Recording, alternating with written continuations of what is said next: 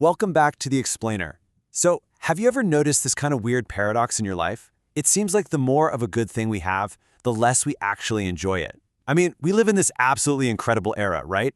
We can get pretty much anything we desire. Gourmet meals, endless streaming, ultimate physical comforts, literally delivered on demand. But somehow, this constant 24/7 access often leaves us feeling completely numb. Well, today, we're diving into the fascinating science behind the psychology of the occasional treat to see if we can understand and actually hack our own dopamine. Because, as it turns out, giving yourself everything you want exactly when you want it is basically a recipe for chronic dissatisfaction. So, let's get right into it. Why does having everything leave us wanting more? I really want you to think about this for a second because it's truly the core problem of our modern condition. We are so highly optimized for comfort, but at the exact same time, we're completely starved for actual joy. We trick ourselves into thinking, if we just add one more luxury to our daily routine, we'll finally be happy. But instead, that new luxury just quickly becomes the new normal, and boom, we are left looking for the next fix. Why does this keep happening to us? Well, the answer lies directly in how our brains are wired to process pleasure and reward. Section 1. The hedonic treadmill. The continuous pleasure trap. To really understand this phenomenon, we have to look at the biology. So, the hedonic treadmill is this profoundly self-defeating state. Basically, it happens when the pursuit of continuous peak pleasure leads to a completely flattened baseline experience. If you're someone who loves to optimize your life, an experienced optimizer trying to maximize your happiness by constantly indulging, this is the exact trap that leads straight to motivation burnout. You start running faster and faster on the treadmill, chasing that initial high of a new treat or a fresh comfort, but emotionally, you're staying in the exact same place. It's kind of like eating your 10th slice of pizza. The magic is totally gone, and honestly, now you just feel a bit sick. The scenery never changes. Section 2. The dopamine delta. The power of contrast. Okay, let's dive into this and see how this treadmill actually works inside our heads. When we experience continuous luxury, like imagine eating an incredibly rich gourmet meal every single day, our neural reward system just normalizes it. It registers it as a zero-sum event. That dopamine spike completely flattens out. So what used to be this amazing special treat shifts into mere maintenance. You literally need it just to feel normal. That is hedonic adaptation in action. Now contrast that with the occasional treat. An occasional treat is defined entirely by its rarity. Because it's not the norm, it creates this huge dopamine delta, making it genuinely satisfying rather than just expected. And this brilliantly illustrates exactly what we're talking about. If you maintain a disciplined routine, your baseline dopamine remains stable and relatively low. If you live in continuous luxury, that baseline raises to a flat, medium level, where nothing really feels special anymore. It just turns into background noise.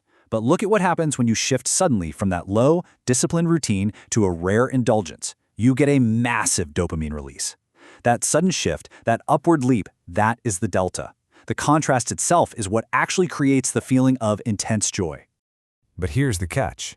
To get that massive dopamine spike, you have to have a baseline to spike from.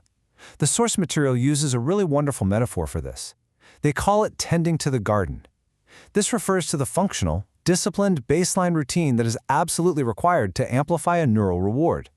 You have to do the everyday work. You got to eat the plain vegetables, yes, even the broccoli, do the mundane tasks, and maintain your discipline. By tending to your garden, you create an environment where scarcity can actually work its magic. You simply cannot experience the breathtaking high of the mountain peak if you refuse to ever spend any time down in the valley. Section 3. The value of the hunt. Novelty and scarcity. Let's look at why our brains are actually wired this way. You see, our brains are fundamentally novelty-seeking machines. Evolution designed us to prioritize rare, valuable, or unexpected inputs because, historically speaking, those are the things that ensure survival. They help us acquire necessary resources. In evolutionary terms, it's all about resource allocation. If you constantly have access to a continuous luxury, say you always have high-calorie, sugary foods right within arm's reach, your brain receives a very specific signal. It says, hey, there is zero resource scarcity here. And when there is no scarcity, the brain naturally deprioritizes the reward. It literally turns the luxury into mere background noise just to save energy for other things. But an occasional treat reintroduces an absolutely incredible psychological element. The hunt. When you deliberately plan and choose to wait for something, you're creating short-term scarcity. This simple act of intentional planning drastically increases your perception of the item's value.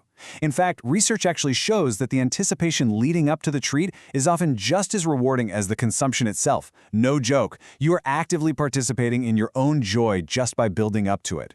Section 4. Preserving your sensitivity. The optimization mindset. Continuous exposure to pleasure and luxury literally desensitizes your neurotransmitter receptors. They just get totally overwhelmed. As a result, you start needing more and more stimulation just to feel the exact same baseline level of satisfaction. Make no mistake, this is the biological path straight to addiction and chronic dissatisfaction. But on the flip side, intentional abstinence enables resensitization. By backing off and returning to your functional baseline, your receptors heal.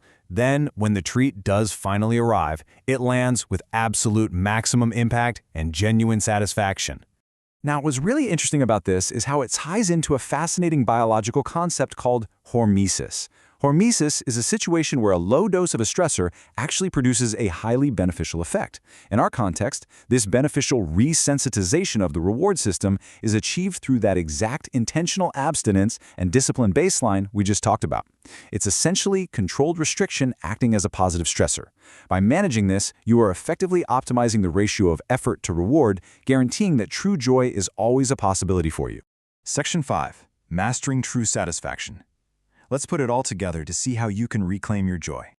So the crucial point here is perfectly summed up by our source material. Satisfaction is a function of change and control, not absolute quantity. I want you to really absorb that. It's a real game changer.